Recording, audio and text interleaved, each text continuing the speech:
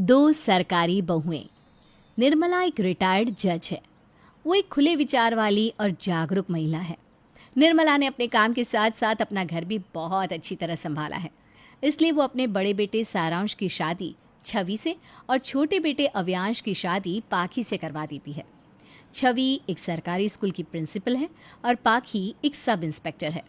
निर्मला ने सोचा था कि उसकी बहुएं भी उसी की तरह घर को संभालेंगी, लेकिन उसकी ये गलतफहमी कुछ ही दिनों में दूर हो गई।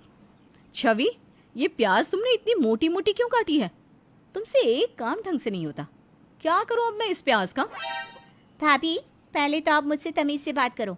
मैं आपके स्कूल की कोई स्टूडेंट नहीं हूँ जो आप मुझे इस तरह से डांट रही हैं। दूसरी बात यह है कि मुझे ऐसे ही प्याज काटने आती है। आपको कटवाना है तो कटवाओ, नहीं तो खुद काट लो। देखो तो, गुंडे मवालियों के साथ रह रहकर तुम्हारा बोलने का लहजा भी बिल्कुल ऐसा ही हो गया है। घर में और थाने में फर्क होता है, इसलिए पहले तुम तमीज सीखो। इस तरह छवि और पाखी के बीच लड़ाई बढ़ जाती है। निर्मला अपनी दोनों बहुओं की लड़ाई की आवाज़ सुनकर उनके पास जाती है और कहती है, ओ हेडमास्टर नी, अरे ओ थानेदार नी, अब किस बात को लेकर झगड़ा हो रहा है? कभी तो इस घर में शांति रहने दिया करो। तुम दोनों हमेशा लड़ती रहती हो। दोनों बहुएं निर्मला को सफाई देने लगती है, लेकिन निर्मला उन दोनों की बातें सुने बिना वहां से चली जाती है। वो अपने बेटों के पास जाकर कहती है, सारांश, अव्यांश, तुम दोनों अपनी बीवियों को समझाते क्यों नहीं? जब देखो झगड़ती रहती है।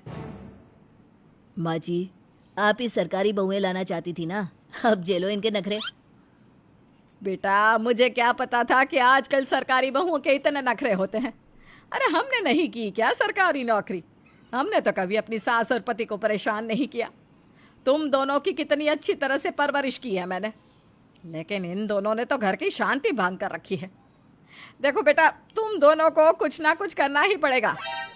लेकिन माँ, हम क्या कर सकते हैं? हम दोनों भाई तो खुद ही इन दोनों की लड़ाई से बचते फिरते हैं।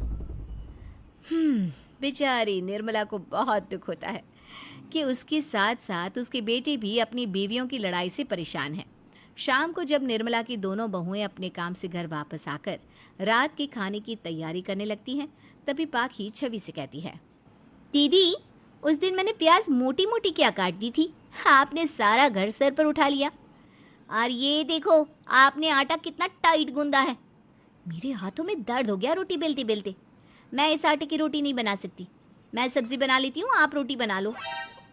पाखी, एक बात बता, पुलिस की वर्दी पहनकर तो तू इतना करती है, और अब तेरी नाजुक कलाइयों से रोटी नहीं बेली जा रही?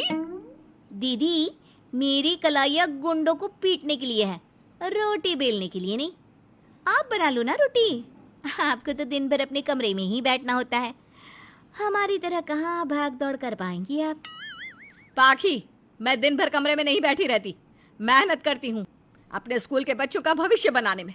न जाने कितने बच्चों का भविष्य बना दिया है। तुम जैसे बहुत से बच्चों को पढ़ाया है जो आज किसी थाने में तुमसे ऊंचे ओहदे पर बैठे हैं। बस करो भाभी, बस। आप हमेशा ही अपने काम को बेहतर बताती हो, लेकिन सच तो ये है कि आपको ढंग से कोई काम नहीं आता, बस मुंह चलाना आता है। देखो पाखी, तुम ना अपनी हद में रहो। जो मन में आ रहा है बोले जा रही हो। पाखी और छवि दोनों की लड़ाई बहुत ज्यादा बढ़ गई। उनकी आवाज सुनकर निर्मला और उसके दोनों बेटे किचन में आ गए।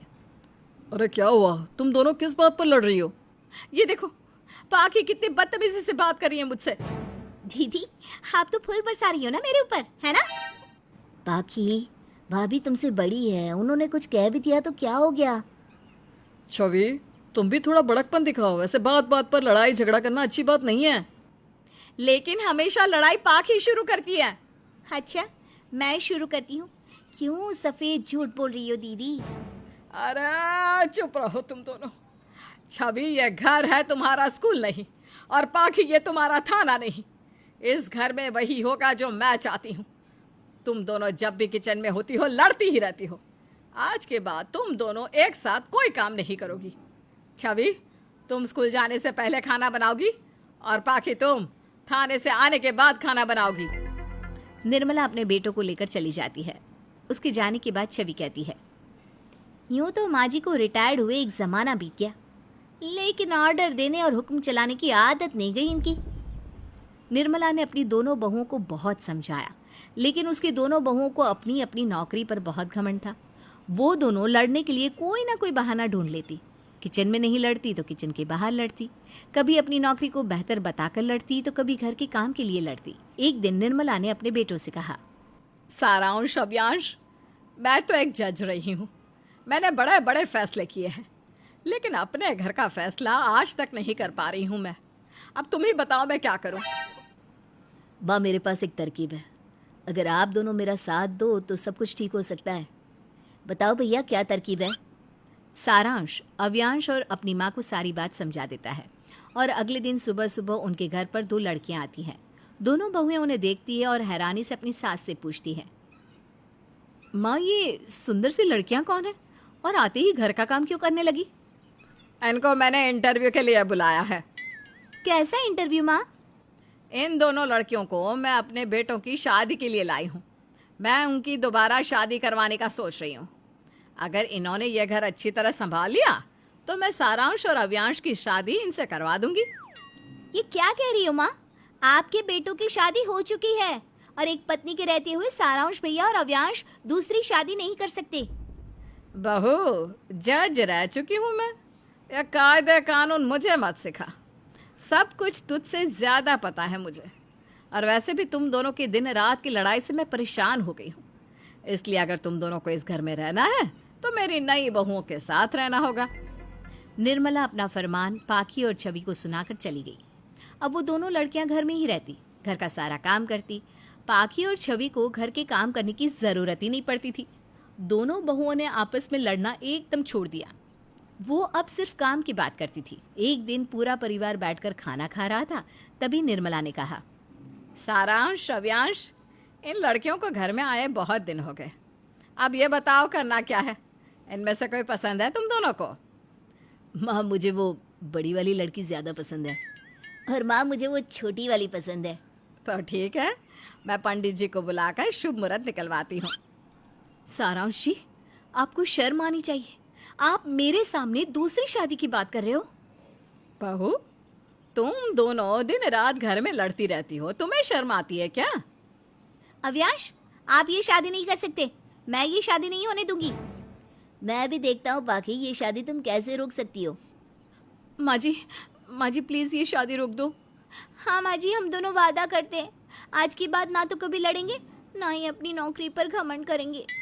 दोनों बहुओं ने अपनी सास से माफी मांगी तो निर्मला ने अपनी बहुओं को सच्चाई बताते हुए कहा, चलो, देर आए दुरुस्त आए। हम सब ने मिलकर तुम दोनों को सबक सिखाने के लिए ये खेल रचा था। बहुत साल पहले मेरे घर में एक नौकरानी काम करती थी। ये दोनों उसी की बेटियां हैं। मैंने ही इन्हें पढ़ाया लिखाया, अब इनकी शादी करवा रही हूँ और आज लड़के वाले इन्हें देखने आ रहे हैं। इसलिए तुम दोनों बिना झगड़ा किए सारी तैयारी कर लो। ये दोनों हमारे घर से ही विदा होंगी। निर्मला की बात सुनकर छवि और पाखी के दिल में अपनी सास के लिए सम्मान बढ़ गया और उन्हें समझ में आ गया कि सबका काम अपनी अपनी जगह महत्वपूर्ण होता है। आपस में लड़कर घर की शांति भंग नहीं करनी चाहिए।